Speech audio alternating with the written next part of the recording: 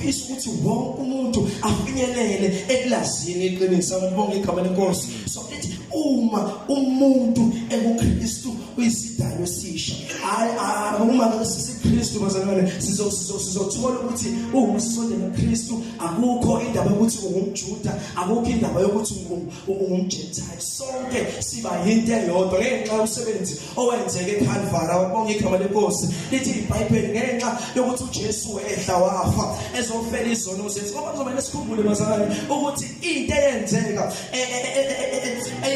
in the Garden of Eden when uAdam bazalwane ona edisobheya into uNkulunkulu ayibekile ukuthi kwenzakala kwalimala ubudlelwane phakathi komuntu noNkulunkulu. Abantu bonke igama lenkosi. So uJesu wehla ukuzofisa that thing elimele.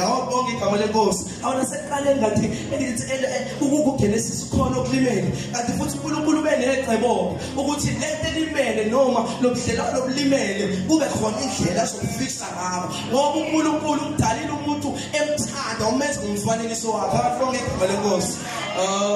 Namhlanje ngifisa ukuthi ngikhuluma ukuthi uba kanjani eKristu. Awubonga igama lenkosi ngoba phela liyachaza ukuthi uma umuntu ekuKristu uyisidalwa esisha. Uba kanjani eKristu bazalwane?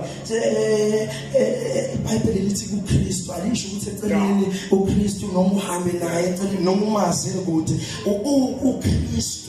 Awubonga igama lenkosi. Shuthi ukubizana ubiza ukuthi wazi ngoNkulunkulu. Awukwazi ukwazi ngoNkulunkulu singazange sibe soshumayela. Njengoba sifikile kule ndawo somemezela indaba ezinto. Sizomemezela indaba zombuso kaNkulunkulu. Ukuthi ukhona uNkulunkulu ophilayo. Ukhona efika ebenzi. Lithi iBhayibheli uke uhambe siradini sakhona kodwa ebona uNkulunkulu abakhonzayo. Wasefika kwi-altar ethola likhulu kakhulu elalibhaliwe ukuthi uNkulunkulu ongaziwa namhlanje we are here to present uNkulunkulu osambulile, wasambula ngemvelo, wasambula nangendodana yakhe in these last days.